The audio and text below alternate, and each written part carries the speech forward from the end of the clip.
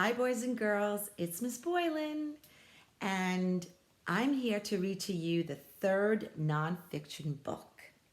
Now, the first two books were about animals growing up, two particular animals growing up.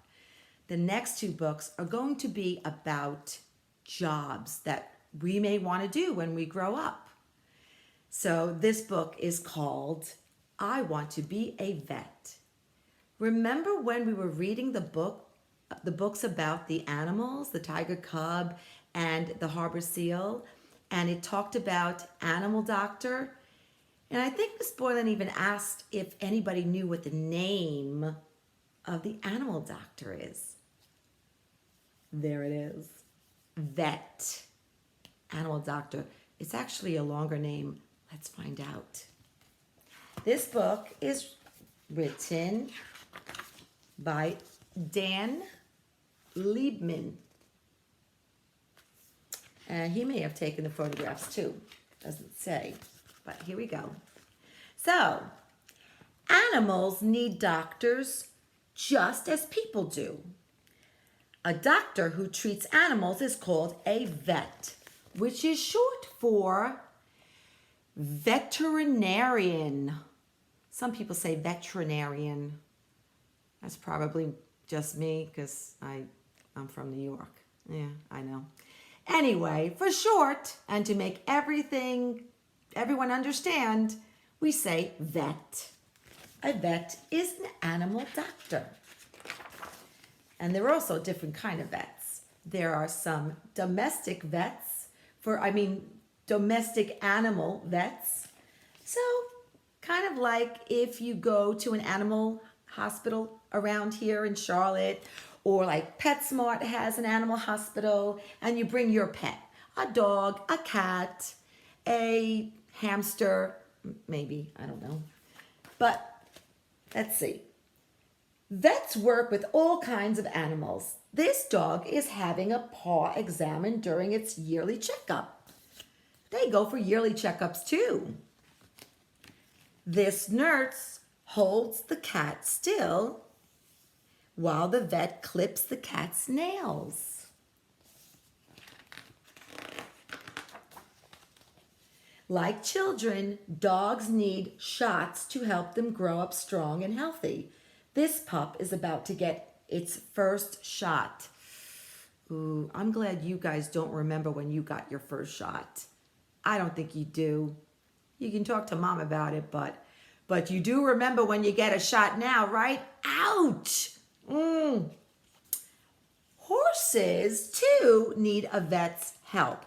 This vet checks the animal's teeth while the owner holds the rope. Now, these are usually maybe vets found in the country or vets that work on more, bigger animals. Not really. Well, I guess you can have a horse as a pet around here, but not up in Jersey or New York. You couldn't have. People would look at you if you tried to ride on the street with a horse. But look at those teeth. Woo! Sometimes cows are placed in a special stall to keep them from hurting themselves and the vet. So maybe this could be a country vet. This newborn calf needs to be dried and warmed right away. She is only a few minutes old, but already weighs more than you do. Ooh. Wowee. This large horse is having an operation. You know what an operation is. Like when you have to get something done in your body and you're put to sleep. Hopefully none of you have had that, but maybe your mom or your dad has. Talk to them and ask them about an operation. You have to go to the hospital for that, usually. The vet has given the horse a shot to make sure it won't feel any pain. Like people, most animals recover quickly and are ready to go home in a few days. Yeah. Country vets spend most of their time working at farms. These piglets have just been born. This girl wants her pet lamb to know that everything will be fine. It's okay, I'll hold you. Don't worry. Sometimes mommy does that too, right? When you go into the doctor's office and you're scared, especially if you have to get a shot, and mommy will hold you.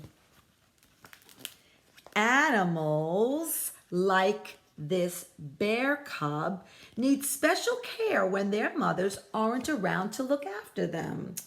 Oh, kind of like the tiger cub or the harbor seal. They need doctors and trainers to take care of them because their mommies aren't there to help them. Vets know how to take care of animals caught in the wild. That looks like a fox. The vet and his assistants are operating on this injured bald eagle. Look at that.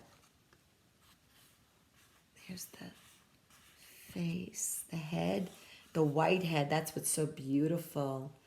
And then the wings are there. They're working on the wings. Wow. And the talons, they're probably, looks like let me bring that in so you could see. I don't want to make it blurry. Looks like they're working on the talons, which are their little like claws. Help them grab food and stuff. This vet is checking the dolphin's breathing. Because dolphins are so clever, they often do just what the vet wants them to do. Oh.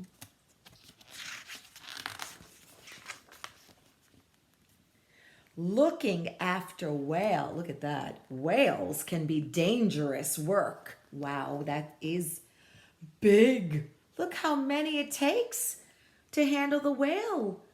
Plus they have to kind of stabilize it using these ropes. The vet and his team must be very careful when handling such a large animal. Oh, I'm sure they're very forceful. They have a lot of power. Vets at zoos take care of animals from all over the world, like this wallaby from Australia. Willoughby, wallaby, woo, an elephant's after you. Willoughby, wallaby, wee, an elephant came to be. I know Miss Bulmer sings that song. Do you remember that?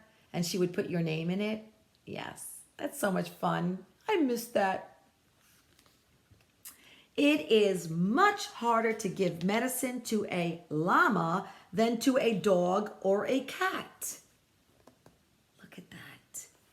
They have to hold its head so steady, and then there's the needle going right in there. Almost looks like going in its, like right below its neck and chest area, right there. Wow. And then vets can't ask the patient what the problem is, right? I wonder, that would be awesome if they could answer, but the vet can't understand its language and it can't understand the vet. So they can't say what's wrong with them or where the pain is or how much the pain is. From 1 to 10, how much is the pain? This vet is testing the little owl's vision. Look at that owl. How cute. And that's the end.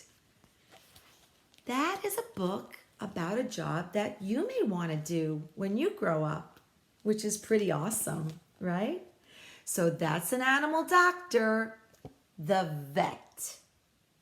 All right, boys and girls, remember, just think about 3 things you learned and write them down.